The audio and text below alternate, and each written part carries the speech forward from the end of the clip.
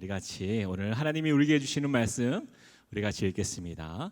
우리 사사기서 6장 11절에서 16절까지 말씀인데 우리 같이 저와 같이 교독하시면서 우리 한 절씩 우리 같이 읽겠습니다. 제가 먼저 읽겠습니다. 여호와의 사자가 아비에셀 사람 요아스에게 속한 오브라에 이르러 상수리 나무 아래 앉으니라. 마침 요아스의 아들 기드온이 미디안 사람에게 알리지 아니하려 하여 밀을 포도주 틀에서 타작하더니 여호와의 사자가 기드온에게 나타나 이르되 큰 용사여 여호와께서 너와 함께 계시도다 하매 기드온이 그에게 대답하되 오 나의 주여 여호와께서 우리와 함께 계시면 어찌하여 이 모든 일이 우리에게 일어났나이까 또 우리 조상들이 일찍이 우리에게 이르기를 여호와께서 우리를 애굽에서 올라오게 하신 것이 아니냐 한 그 모든 이적이 어디 있나이까 이제 여호와께서 우리를 버리사 미디안의 손에 우리를 넘겨주셨나이다 하니 여호와께서 그를 향하여 이르시되 너는 가서 너의 힘으로 이스라엘을 미디안의 손에서 구원하라 내가 너를 보낸 것이 아니냐 하시니라. 그러나 기드온이 그에게 대답하되 오 주여 내가 무엇으로 이스라엘을 구원하리이까 보소서 나의 집은 므낫세 중에 극히 약하고 나는 내 아버지 집에서 가장 작은 자니이다 하니 여호와께서 그에게 이르시되 내가 반드시 너와 함께 하리니 내가 미디안 사람 치기를 한 사람을 치듯 하리라 하시니라. 아멘. 네, 참 여러분 교회에 올 수 없는 상태에서 이렇게 예배를 드린다는 것이 얼마나 힘든지 참 너무나 쉽지 않습니다.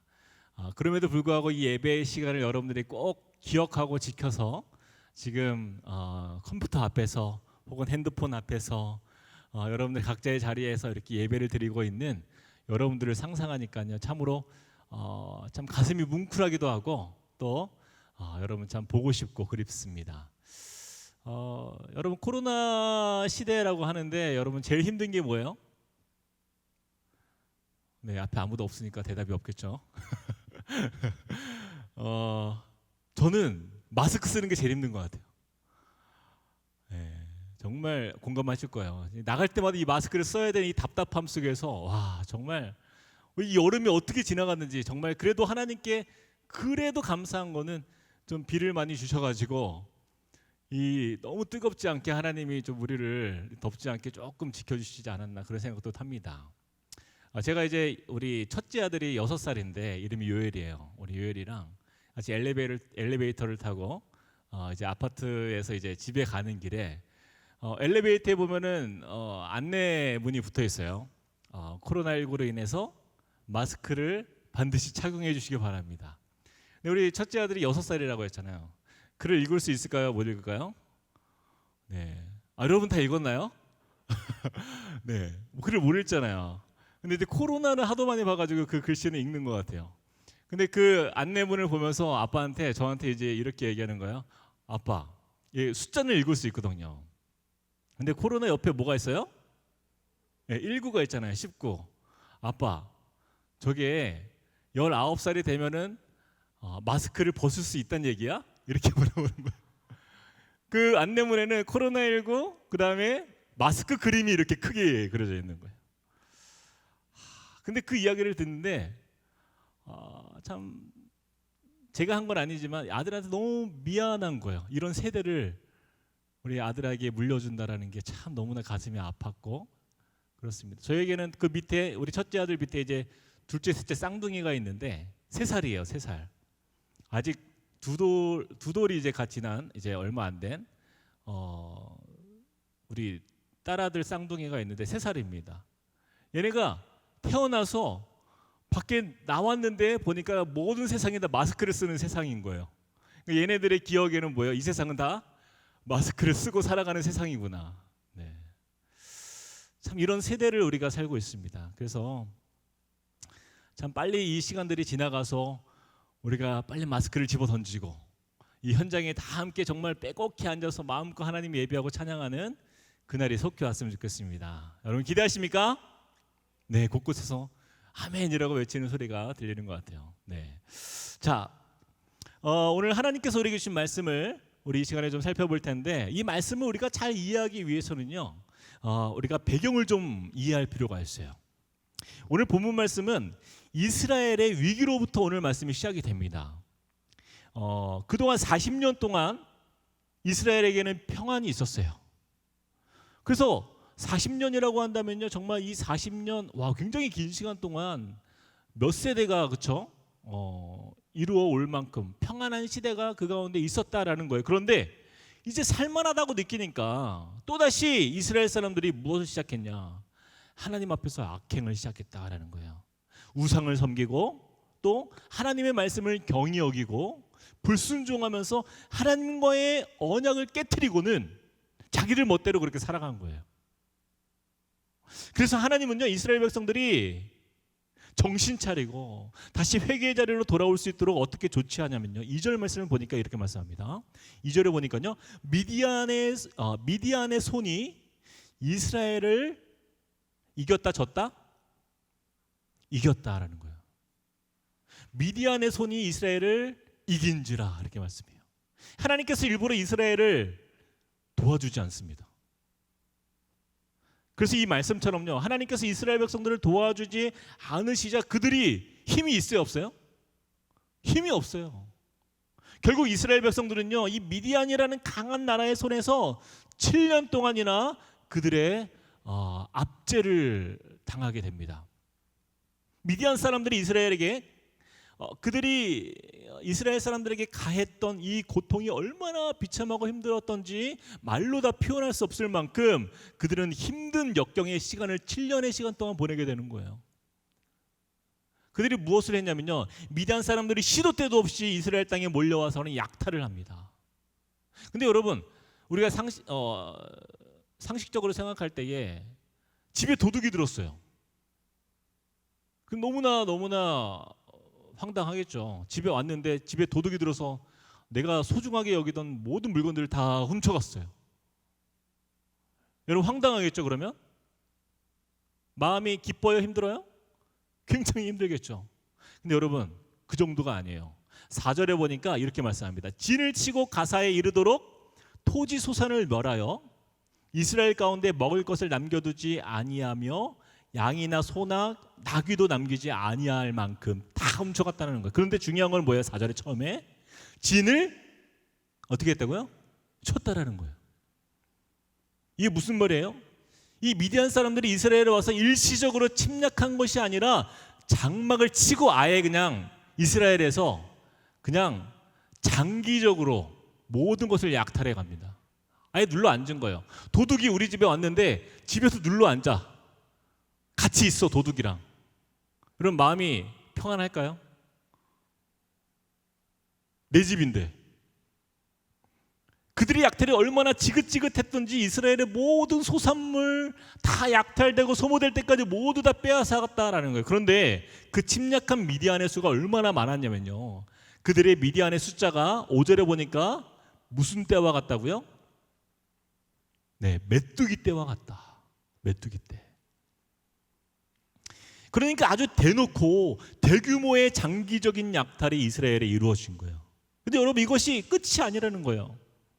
여러분, 미디안 사람만 해도 메뚜기 때처럼 많은 사람들이었는데 더 황당한 것은 미디안 사람 그들뿐만이 아니었다라는 거예요. 6장 3절에 보니까요, 미디안 사람들이요, 누구랑 같이 왔냐면 미디안 사람들과 아말렉 사람들과 또 동방의 여러 족속들, 동방의 사람들과 함께 이스라엘에 쳐들어왔다는 거예요. 이 도둑이 혼자 우리 집에 온 게 아니라 자기 친구들 다 데리고 왔어. 아예 자기 집으로 살아. 이게 말도 안 되는 거죠. 이러니 엎친 데 덮친 격으로 이 미디안만으로도 감당이 안 되는데 주위에 있는 족속들까지 함께 와서 이스라엘을 공격하니까 이스라엘 백성들이요, 모든 양식, 자기 가축들 모조리 다 빼앗기고 씨가 마를 때까지 장기적으로 더 이상 먹을 게 없다. 이 집은 다 털어서 이제 먹을 게 없다. 아무것도 없다 하자 그들이 떠납니다. 거의 이스라엘을 멸망시킬 기세로 압제했던 상황이었어요. 그러니 여러분, 그 고통이 얼마나 힘들었겠냐는 거예요. 여러분, 이렇게 고통스럽게 힘든 상황에 처한 이스라엘이 이제 무엇을 할 수 있을까? 자, 그들이요 이제야 정신을 차린 거예요. 그들이 이제 무엇을 합니까? 7절 말씀 우리 같이 한번 읽어보겠습니다. 7절 큰 소리로 시작. 이스라엘 자손이 미디안으로 말미암아 여호와께 부르짖었으므로. 여러분, 영상으로 한다고 이렇게 너무 작게 따라하는데, 자, 큰 소리로 다시 한번. 다 듣고 있습니다. 이게 영상으로 다시 다 들려요. 여기까지. 자, 시작. 이스라엘 자손이 미디안으로 말미암아 여호와께 부르짖었으므로. 자, 이스라엘 자손들이 이제 뭐 합니까? 여호와께 부르짖기 시작한 거예요. 자, 이 부르짖다라는 말의 원어는 자크라는 단어예요. 자크. 근데 이 뜻을 보니까 슬픔과 고통 속에 소리쳐 요구하다라는 말이 담겨 있어요. 슬픔과 고통 속에서 하나님 앞에 부르짖는 그들의 모습, 그게 이스라엘의 모습이었다라는 거예요. 이 외세의 침략이 얼마나 고통스러웠던지 이제서야 그들이 정신을 차리고 하나님 앞에 나온 거예요. 이제 모든 재산을 강탈당하고 굶주림과 생존의 위협을 받는 상황 속에서 여호와 앞에 나오지가 않을 수 없는 거죠. 하나님 앞에 부르짖지 않을 수가 없는 거예요. 자, 여러분, 이스라엘 백성들이 애초부터 하나님 말씀 잘 듣고 말씀 앞에 순종하면서 하나님을 잘 섬겼다면 과연 이런 일이 벌어졌을까? 아마 상황은 달라졌을 겁니다. 그런데 중요한 것은요, 하나님이 함께하지 않는 이스라엘 백성들은요 아무것도 아니었어요. 그들이 지켜온 40년의 평안은 누가 지켜준 거예요? 하나님이 지켜준 것이었어요. 그들의 회개가 좀 늦긴 했죠. 자, 그런데 중요한 것은요 이것입니다. 늦었지만 이제서라도 그들이 정신을 차리고 하나님 앞에 나와 엎드린 것은요 정말 잘한 일이에요.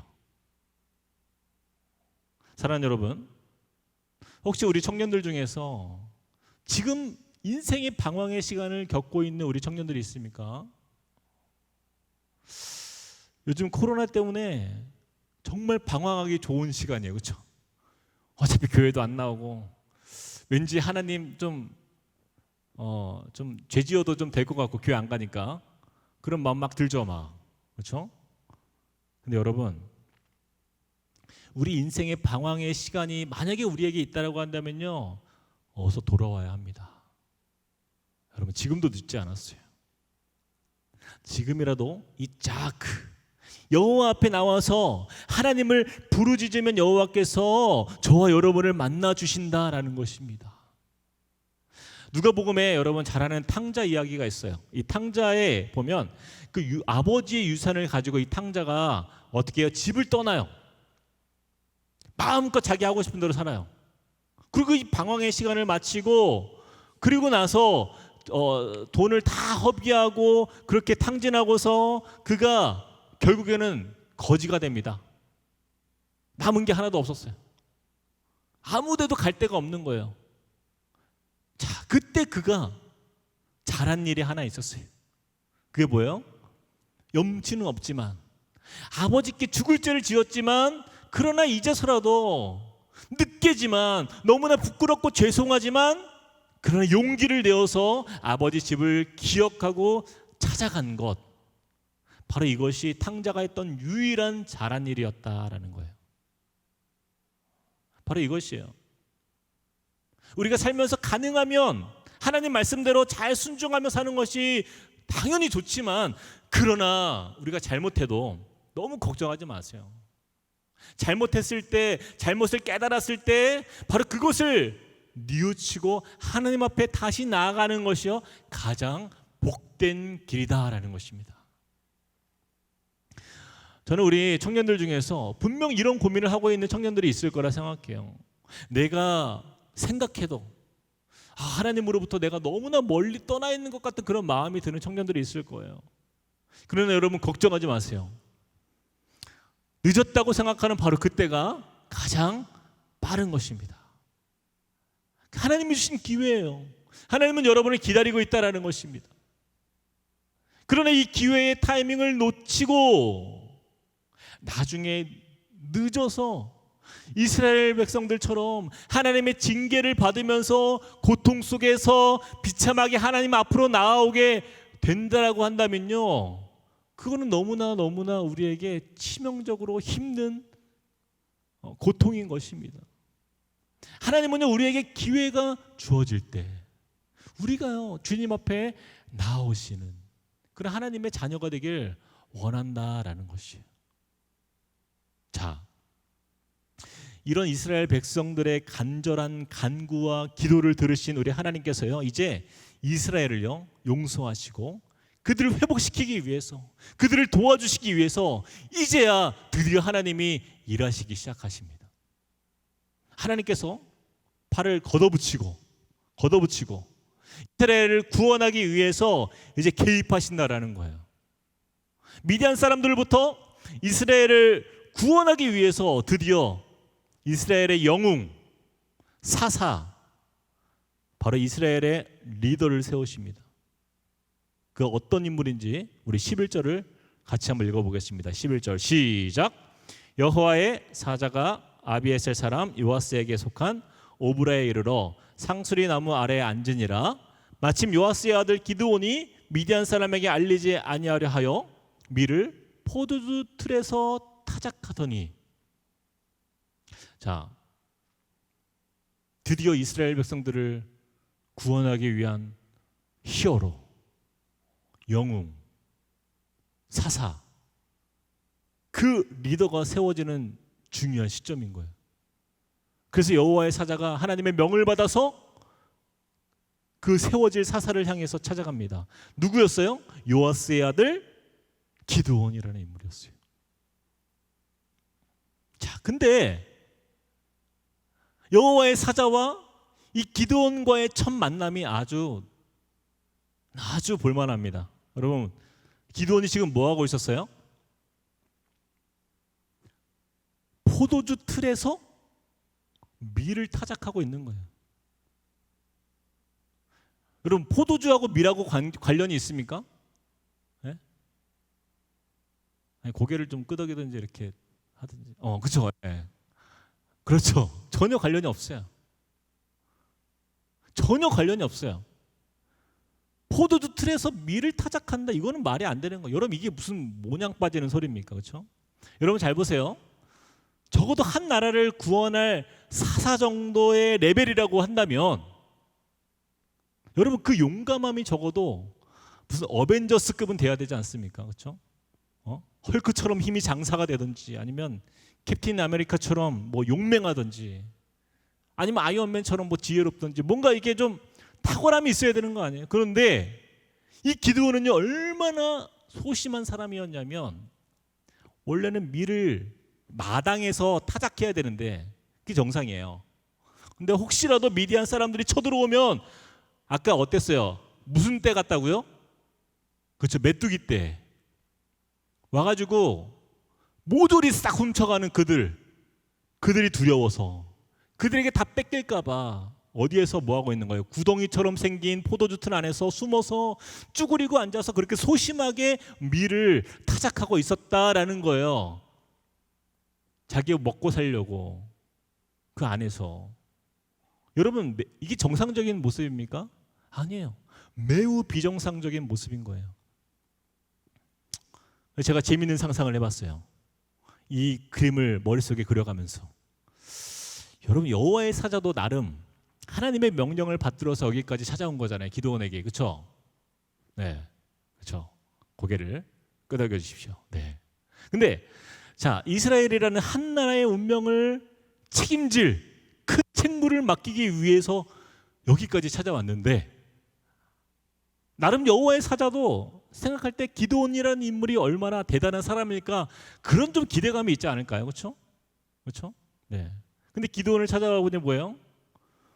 여호와의 사자가 딱 나타났는데 포도주 틀에서 쭈그리고 앉아가지고 밀타작하던 기드온과 눈이 딱 마주쳤어요. 그때 이런 노래가 생각나죠. 근데 네가 왜 거기서 나와? 그렇죠? 이거는 여기서 만나면 안 되는 상황이에요, 그렇죠? 그런데 그 여호와의 사자가 딱 하나님의 명령을 기드온에게 딱 전해주려고 왔는데 완전히 갑분 쌓인 거예요. 갑자기 분위기가 쌓여졌어요. 제가 여호와의 사자였다면 속으로 엄청나게 당황했을 거예요. 뭐야 얘 이거? 왜 이렇게 비리비리해? 뭐 이런 소심한 애가 무슨 나라를 구한다고? 와, 얘는 정말 최악이다. 아마 그런 생각을 했을 거예요. 뭐 어쨌든 뭐 하나님의 명령이 있으니까 여호와의 사자가 할 일을 다 합니다. 명령을 전해야 될 거 아니에요. 기드온에게.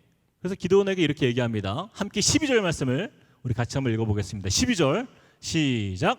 여호와의 사자가 기드온에게 나타나 이르되 큰 용사여 여호와께서 너와 함께 계시도다며. 여호와의 사자가 기드온에게 이렇게 선포합니다. 큰 용사여. 말하면서도 굉장히 민망했을 것 같아요. 여호와의 사자가.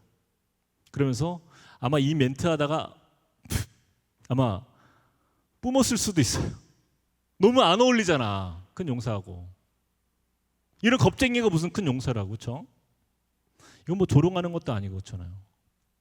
여러분, 이스라엘이 상대해야 할 나라가 보통 나라예요. 미디안이라는 나라가 잔인하고 강인하고 게다가 메뚜기처럼 많은 미디안으로부터 이스라엘이라는 나라를 구해야 되는데 이런 겁쟁이 같은 별 볼 일 없는 애가 뭘 할 수 있겠냐, 이런 생각이 들 수밖에 없는 거예요. 그 좁은 포도주 틀 안에서 쭈그리고 앉아서 자기 먹고 살겠다고 밀타작하고 있는 그런 약간 그런 비리비리한 기드온이 무슨 큰 용사입니까? 상식적으로 이해가 되지 않는 거예요. 자, 그런데 놀라운 것은 바로 이것이 하나님의 일하시는 방법이다라는 거예요. 여러분. 우리의 상식으로는 적어도 한 나라를 구할 정도의 사사라 한다면 미디안과 싸울 만한 용감한 어떤 이스라엘의 독립운동 리더 정도는 되어야 하지 않겠나, 이렇게 우리가 생각하잖아요. 그런데 하나님은 그 사람의 능력이나 힘을 보지 않는다라는 것입니다. 그렇다면 과연 하나님은 어떻게 이렇게 연약한 기도원을 통해서 하나님의 역사를 이루어 가실까? 과연 하나님께서 이렇게 주님의 일을 이루어 가시는 그 이유는 무엇인가? 그 의미가 무엇인가? 우리가 이 시간에 좀 집중해서 살펴봤으면 좋겠어요. 여기에는요, 두 가지 하나님의 큰 뜻이 숨겨져 있어요. 우리 기드온처럼 하나님 앞에 쓰임받는 하나님의 사람이 되는 그 삶이 바로 여기에 나타납니다. 우리 같이 한번 보겠습니다. 자, 하나님께서 기드온같이 연약한 자를 통해서 일하시는 이유는요, 첫 번째입니다. 우리 같이 한번 읽어볼까요? 첫 번째 시작. 우리는 하나님의 형상대로 지음받은 존재이기 때문입니다. 창세기 1장 27절 우리 같이 이어서 읽어볼게요. 시작. 하나님이 자기 형상 곧 하나님의 형상대로 사람을 창조하시되 남자와 여자를 창조하시고. 자, 창세기 9장 6절도 읽어볼게요. 시작. 다른 사람의 피를 흘리면 그 사람의 피도 흘릴 것이니 이는 하나님이 자기 형상대로 사람을 지으셨습니다. 공통적으로 등장하는 그 단어가 있죠. 바로 하나님의 뭐예요? 그렇죠, 형상이에요. 하나님은 저와 여러분을 하나님의 형상대로 창조하셨다라는 거예요. 근데 우리는 뭐예요? 이 사실을 늘 잃어버려요. 늘 까먹어요. 자, 여러분 옆에 있는 사람을 잠깐 봐주세요. 혹시 혼자 있으면 거울을 좀 봐주세요. 과연 나는 내 옆에 있는 사람은 하나님의 형상처럼 생겼는가 확인을 좀 부탁드립니다. 맞으면 고개를 끄덕여 주시고 아니면 아니라고 고개를 좀 저어주세요.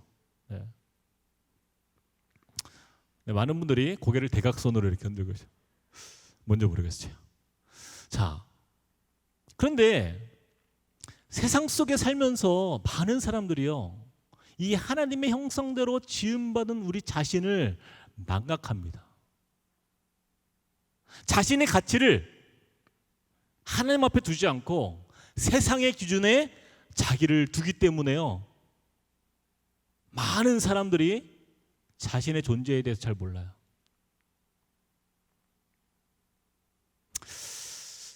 제가 깜짝 놀랐던 연구 조사를 한번 제가 기사를 본 적이 있어요.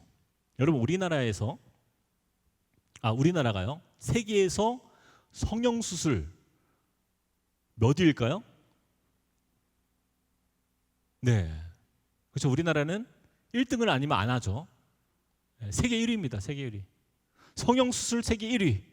전 세계 성형시장의 규모가 21조 원이에요. 21조 원. 전 세계가 21조 원. 그런데 우리나라가 차지하는 그 규모는요, 무려 5조 원입니다. 5조 원. 이 작은 나라가, 이 5천만 명밖에 되지 않는 이 작은 나라가 전 세계의 성형수술의 4분의 1을 차지하고 있어요. 1년에 성형을 65만 건을 합니다. 65만 건. 우리나라 군대가 다 해도 60만이 안 될걸요? 네. 그러니까 세계에서 성형 1위도 아니라 그냥 1위가 아니라 압도적인 1위가 우리나라예요. 우리는 원래 1등 아니면 안 하니까. 교통사고도 세계 1위, 이혼율도 세계 1위, 또 뭐예요? 자살률도 세계 1위, 자녀 저출산율도 세계 1위. 세계에서 우리나라가 유일하게 한 명이 안 돼요. 각 가정당. 우리나라의 현실이에요. 우리는 1위 아니면 안 해요. 근데 문제는 뭐예요? 안 좋은 것만 세계에서 1위를 하니까 문제죠. 자, 어쨌든 우리나라가 왜 이처럼 성형 왕국이 되었는가? 이것은 아주 간단합니다. 답이 하나님의 형상을 잃어버린 나라가 되었기 때문이에요. 하나님께서 우리를 창조하실 때에 주신 그 하나님의 형상을 우리가 망각한 채, 잊어버린 채 그렇게 이 땅을 살아가기 때문에 문제는 뭐예요? 우리에게 기준이 어디에 있어요? 하나님 앞에 있는 게 아니라 세상에 있는 거예요.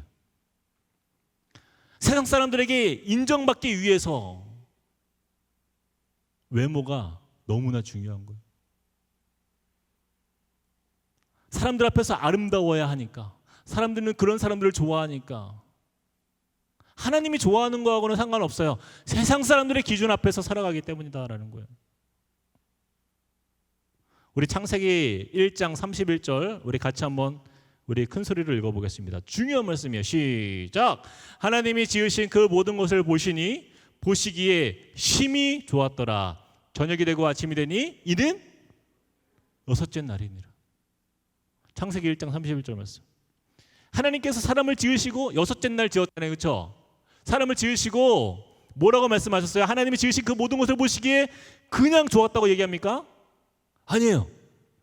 자, 다 같이 뭐라고요? 심히 좋았다. 이 심히 좋았다라는 말은요, 여섯째 날에만 나와요. 첫째 날부터 다섯째 날까지는 그냥 좋았다요. 근데 여섯째 날 사람을 지으시고 심히 좋았다. 제가 원어로 보니까 더 와닿아요. 제가 원어를 보니까요, 보시기에라는 단어가 힘내라는 단어인데 이건 감탄사예요. 보라, look, see, 보라. 자, 심히 좋았다 해서 심이라는 말은요, 메오드라는 단어인데 이것은 굉장히, 대단히, 엄청나게 이런 뜻이에요. 그리고 좋았다라는 표현은요, 선하고 좋다라는 거예요. 그냥 좋은 게 아니에요. 마음에 선함이 넘쳐나는 좋음, 기쁨이 동반된 좋음이에요. 이걸 다 종합해보면 뭐예요? 이런 뜻이에요. 보시기에 심히 좋았다는 말은요, 봐라, 온 세상 만물들에게 얘기하는 거, 봐라, 대단히 아름답고 선한 나의 자녀다라는 거예요.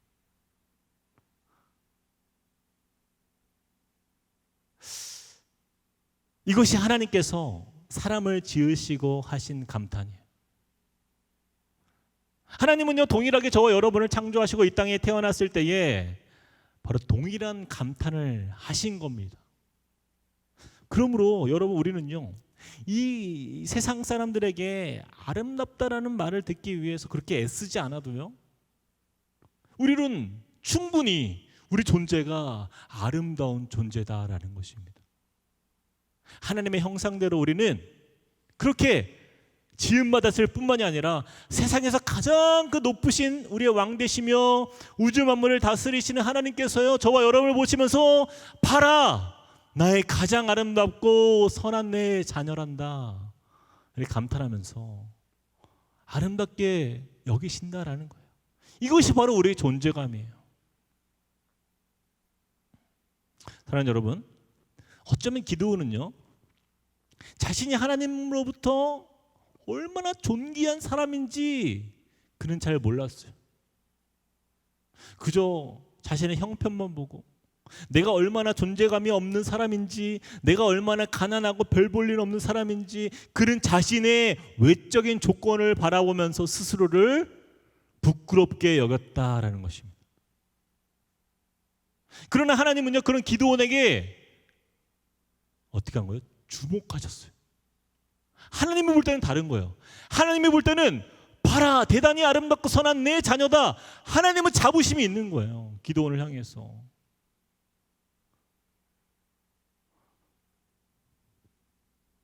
그렇기 때문에 하나님은 기드온을 찾아봐 주신 거예요. 세상적으로 보면 그리 훌륭하지도 아니하고, 아니 뭐 소심하기 그지없는 사람이지만 아무도 주목하지 않는 세상 중심의 인싸도 아니에요. 그냥 아웃사이더 같은 그런 존재처럼 보인 그 기드온에게 하나님 뭐라고 말씀하십니까? 큰 용사요, 이렇게 선포하시는 거예요. 그리고 결국 이스라엘을 구원하는 일에 쓰임받는 하나님의 위대한 사람으로 세워지는 것을 우리가 보게 되는 것입니다. 그러므로 사랑하는 여러분, 우리는요, 우리가 어떤 존재라는 사실을 우리는 기억해야 된다라는 거예요. 하나님의 형상대로 지음받은 존재, 하나님께서 우리를 잊지 않고 찾아와 주시며 우리를 만나 주십니다. 그리고 오늘 말씀을 통해서 저와 여러분에게 이렇게 말씀하는 거예요. 네가 어떻게 생각하든 상관없어. 너는 내가 너를 사용할 거야. 너는 큰 용사야 라고 말씀하시는 것이에요. 이제는 세상 사람들의 말에 의해서, 내 친구들의 하는 말에 의해서 내 자존감이 무너지고 낙심되고 주저앉는 그런 사람이 되는 것이 아니에요. 하나님께서 나를 바라보시면서 하신 그 말씀을 기억해야 됩니다. 봐라, 대단히 아름답고 선한 내 사랑하는 자녀다. 여러분, 우리가 대단한 일을 해서가 아니라요, 나의 존재가 하나님께 이렇게 귀한 존재라는 사실을 우리가 기억할 때 우리는 우리 자신을 사랑해야 돼요. 우리 옆에 있는 지체를 사랑해야 돼요. 소중히 여기고 존귀하게 여길 줄 알아야 된다라는 것입니다. 자, 그런 의미에서 우리 이렇게 한번 선포해 봅시다. 자, 영상을 보시면서 자, 가슴에 한번 손을 얹고 이렇게 한번 저를 따라해 보세요. 나는 보배롭고 존귀한 주의 자녀입니다. 우리 옆 사람에게 한번 이렇게 고백해 봅시다. 나는 보배롭고 존귀한, 당신은, 나는이 아니죠. 당신은 보배롭고 존귀한 주의 자녀입니다. 우리 옆에 아무도 없으면 화면을 바라보시면서 우리 다른 지체들을 생각하면서 축복해 주세요. 그렇습니다. 바로 이것이 기드온이 하나님께 쓰임받은 이유예요. 자, 두 번째 이유가 있어요. 하나님께서 기드온같이 연약한 자를 통해서 일하시는 하나님의 그 의미와 이유가 있는데, 두 번째, 자, 저를 같이 한번 앞에 글을 따라서 읽어보겠습니다. 둘째, 시작. 하나님이 함께 하시는 사람은 특별하기 때문입니다. 하나님이 함께하는 사람은 특별하기 때문입니다. 여기서 중요한 거는요, 뭐예요? 특별함이 중요한 게 아니라 하나님이 함께하는 사람이 특별하다라는 거예요. 우리 12절 말씀 같이 한번 읽어보겠습니다. 12절 큰 소리로, 제일 중요합니다. 이 말씀을 외워야 돼요, 사실. 시작. 여호와의 사자가 기드온에게 나타나 이르되 큰 용사여, 여호와께서 너와 함께 계시도다. 여기에 답이 있는 거예요. 기드온이 큰 용사가 될 수 있었던 바로 그 중요한 이유는요, 바로 누가 너와 함께한다? 여호와께서. 그렇습니다. 여호와께서 너와 함께 하시도다. 그러므로 너는 큰 용사다라고 말씀하는 거예요. 사랑하는 여러분, 우리가 반드시 기억해야 될 것이 이거예요. 저와 여러분은요, 어쩌면 이 세상에서 그리 대단한 삶을 살지 못할 수도 있어요.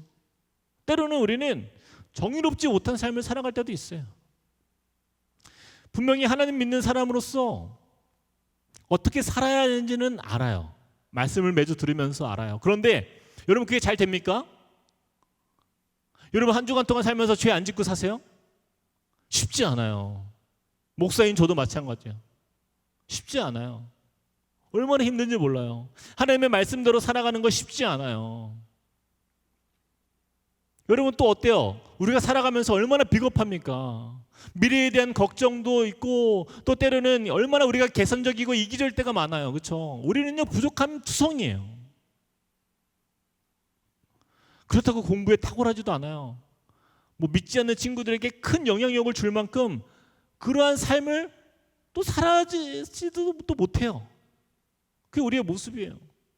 내 자신을 아무리 봐도 너무나 평범함을 넘어서 잘하는 것도 없는 것 같아요. 그러면서 드는 생각이 있죠. 앞으로 나는 어떻게 살지?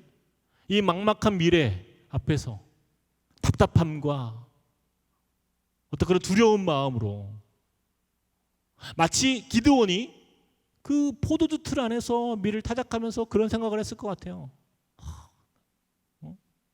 나는 뭐하고 사나 앞으로 어떻게 살아가나. 이 별 볼 일 없어 보이는 나의 인생. 포도주 틀 안에서 기드온이 쭈그리고 앉아서 밀을 타작하는 그 모습이 어쩌면 때로는 우리가 방구석에서 쭈그리고 앉아가지고 그렇게 드는 생각이 있잖아요. 그런 우리의 모습과 비슷할 수 있다는 거예요. 두려움이 있어요. 걱정만 있어요. 막연한 미래의 두려움만 있어요. 그런데 그런 고민을 하고 있는 그 찰나에 여호와의 사자가 여러분에게 나타나서 이렇게 말씀합니다. 큰 용사요. 깜짝 놀라죠. 뭐야 이게? 잘못 찾아오신 것 같은데? 갑자기 나타나가지고 큰 용사요. 기드온이 얼마나 놀랐을까요? 그렇죠? 아니 본인이 미디안과 막 싸우고 있는데 막 칼 들고 싸우고 있는데 여호와의 사자가 나타나서 큰 용사요. 여호와가 너와 함께한다 라고 하면은 아마 좀 어울리잖아요, 장면이. 근데 이 상황은요 그런 상황이 아니에요. 사랑하는 여러분, 그런데요 우리 주위의 친구들 보세요. 하나님 믿지 않는데도 잘 나가는 애들이 있어요. 그렇죠? 있어요 없어요? 있는데 많아요. 또 그렇잖아. 난 기도해도 안 풀리는데 쟤는 기도도 안 하는데 왜 이렇게 잘 풀려? 막 공부도 잘하고 막 뭘 해도 잘 나가는 친구들 있잖아요. 막 엄친아 같은 애들. 막 주위에서 인정받는 것 같고 그냥 토플 시험 보면 토익 시험 보면은 막 그냥 막 900점 그냥 넘어오려고. 부러워요. 근데 여러분 부러워하지 마세요. 중요한 것은요. 내 힘과 내 능력을 믿고 내 스펙을 위해서 살아가는 사람들은요 절대로 잘 사는 인생이 아니에요. 조금만 위기가 그들에게 다가오면요 그런 친구들은요 너무나 쉽게 무너질 수밖에 없어요. 중요한 것은 딱 한 가지입니다. 우리 인생에 누가 함께해야 된다? 누가 함께해야 된다고요? 여호와께서 함께해야 된다는 거예요.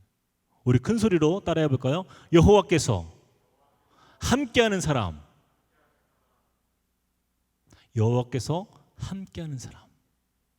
그 사람이 하나님께서 그 사람을 형통한 길로 인도하십니다. 하나님은요 그런 사람을 통해서 하나님의 놀라운 일을 이루어 가십니다. 근데 분명히 지금 이런 생각을 하는 사람들이 있을 거예요. 목사님, 아무리 그래도 하나님이 함께 하신다고 해서 저 같은 애가 뭘 할 수 있겠어요. 그런 생각이 들 수 있어요. 근데 기드온이요 똑같은 생각을 합니다. 지금 여호와의 사자가 갑자기 나타나가지고 기드온에게 큰 용사여 여호와께서 너와 함께 하신다 이렇게 했는데 기드온이 이러는 거예요. 우리 15절 같이 한번 읽어보겠습니다. 쉬운 성경으로 읽어볼게요. 15절 시작. 그러자 기드온이 대답했습니다. 하지만 주여 제가 어떻게 이스라엘을 구할 수 있겠습니까? 제 집은 므낫세 지파 중에서도 가장 약합니다. 그리고 저는 제 집안에서도 가장 보잘것없는 사람입니다. 하나님께서 여호와의 사자를 통해서 큰 용사여 선포했는데 기드온은 지금 뭐라고 있는 거예요? 하나님께서 뭔가 좀 오해하시는 것 같은데, 저희 집은요 얼마나 가난하고요, 돈도 없고요, 가장 못 살고요, 저는요 그런 집에서 가장 힘도 없고 별 볼 일 없단 말이에요. 그럼 제가 무슨 일을 할 수 있겠어요? 하나님, 사람을 잘못 보신 것 같아요. 어쩌면 오늘 말씀을 듣고 있는 우리 청년들 중에서 이런 마음을 가진 청년들이 있을 수 있어요. 여러분, 우리 자신이 너무나 평범함을 넘어서 내 앞가림도 제대로 못하는 삶처럼 여길 수 있잖아요.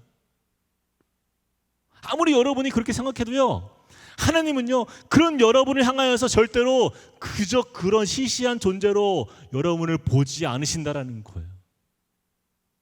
왜냐하면요, 여러분이 기드온처럼 특별한 이유는 여러분이 잘나서가 아니라 여호와께서 여러분과 함께 하시기 때문이다라는 거예요. 여러분, 질문해 볼게요. 자, 파리 알죠? 윙 날아가는 파리. 그 작은 파리가 태평양을 건너서 미국에 갈 수 있는 방법 무엇일까요?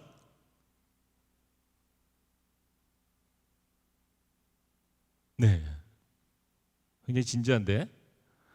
자, 파리가 태평양을 건너서 미국에 갈 수 있는 방법 아주 간단합니다. 미국행 비행기를 타면 돼요. 간단하죠? 네. 근데 여러분, 파리가 그 넓은 태평양을요 직접 건너간다고 생각해 보세요. 가능할까요? 불가능하죠. 여러분, 파리가요 부산에서부터 출발한다고 생각해 보십시오. 나름 준비를 했어요. 여러 근력을 키우고 운동도 했어요. 날개도 여러 가지 옵션을 달아가지고 더 힘있게 준비를 했어요. 그리고 부산에서 출발을 해가지고 태평양을 건넌다고 생각해 보세요. 여러분, 견딜 수 있습니까? 그 거센 바닷바람을 어떻게 이길 거예요? 태풍도 불고 비바람이 온 하늘을 뒤덮을 텐데 여러분, 그 파리가 견딜 수 있을까요? 못 견뎌요. 여러분, 이와 같아요. 여러분, 우리가 이 태평양 같은 세상에서 어떻게 이 세상에서 우리가 견딜 수 있겠습니까? 우리가 어떻게 살아갈 수 있어요? 어떻게 세상을 이길 수 있겠냐라는 거예요. 그 파리는요 아마 태평양 가기도 전에 대마도쯤 가서 아마 거기서 지쳐서 죽을 거예요. 여러분, 세상과 우리 자신을 비교하면요 우리는요 정말 파리와 같은 존재입니다. 여러분, 우리가 아무리 날고기여도 이 세상을 이길 수가 없어요. 여러분, 무엇을 믿고 파리같이 작은 우리가 이 세상을 감당할 수 있는가? 답은 없습니다. 여러분. 자, 그런데 한 가지 방법이 있어요. 비록 파리가 작긴 하지만 비행기를 타면 끝납니다. 미국행 비행기를 타면 힘들게 날개짓 하지 않아도 기내식을 이렇게 먹으면서 영화 보면서 시간 어느 정도 지나면 태평양을 건너가 있는 거예요. 바로 이것과 같아요. 여호와께서 함께하는 사람, 그리고 그렇지 않은 사람과의 차이가 바로 이것입니다. 우리가 아무리 힘으로 애쓰고 날아보고자 하여도 파리는요 그냥 파리예요. 여러분, 하나님께서 우리 인간을 창조하실 때에 우리는 하나님 없이는, 하나님을 의지하지 않고는 이 땅을 살아갈 수 없는 존재로 우리를 창조하셨다라는 거예요. 여러분, 생각해 보세요. 파리가 비행기를 탔어요. 그리고 날아가다가 너무 편하잖아. 그러면서 자신의 주제를 망각했어.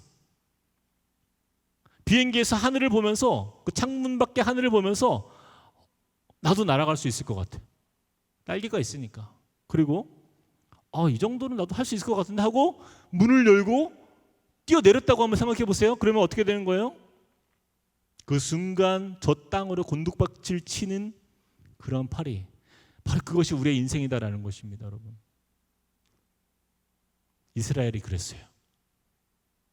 40년 동안 평안이 있으니까 그들이 무슨 생각을 한 거예요? 이게 하나님 없어도 살만하겠다, 할만하겠다. 하나님 없어도 지낼만 할 것 같아. 근데 하나님을 떠나자 이 나라가요 곤두박질 치는 거예요. 미디안이 쳐들어오고요, 아말렉 사람들이 쳐들어오고요, 동방의 잡것들이 쳐들어와가지고 그냥 막 이스라엘을 뭐 약탈하는 정도가 아니라 그냥 아예 그냥 뭐 모든 걸 다 강탈해 갔어요. 7년 동안 그들이 회개하기 전까지 그들의 고통은 말로 다 표현할 수 없는 상황 속에 있었다라는 것입니다. 그래서 우리는 하나님은요 자신 없는 이 기드온에게 내가 너와 함께 하겠다라는 말씀을 2번이나 말씀하십니다. 16절 우리 같이 한번 읽어보겠습니다. 16절 같이 읽겠습니다. 시작. 여호와께서 그에게 이르시되 내가 반드시 너와 함께 하리니 내가 미디안 사람 치기를 한 사람을 치듯 하리라. 한 사람을 치듯 하리라. 사랑하는 여러분, 저와 여러분은요 참으로 힘이 없고 작고 연약한 존재지만 우리 하나님께서 함께 하시면요 저 큰 미디안도 감당할 수 있는 존재가 될 줄 믿습니다.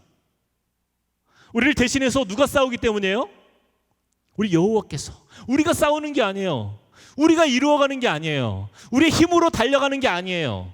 바로 우리 전능하신 하나님께서 저와 여러분을 대신해서 싸우시고 우리를 통해서 이루어가시고 우리를 안고 들어서 하나님이 뛰어가시기 때문이에요. 그러므로 우리는 반드시 하나님과 동행하는 삶을 살아야 하는 것입니다.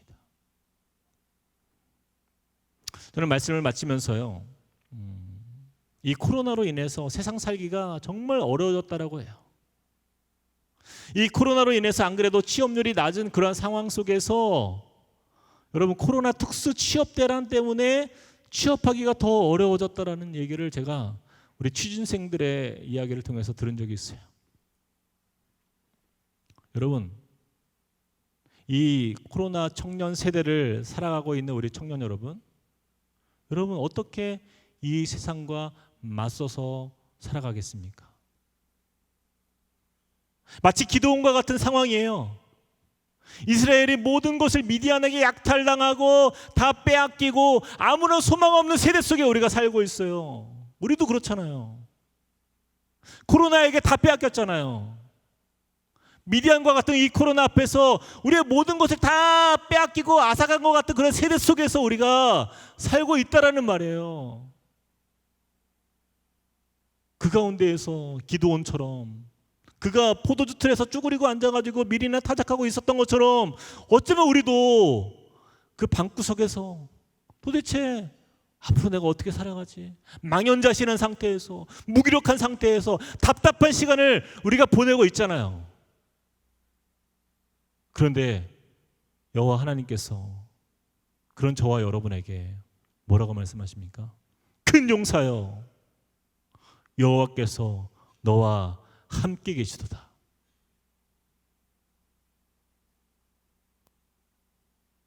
우린 작지 않습니다.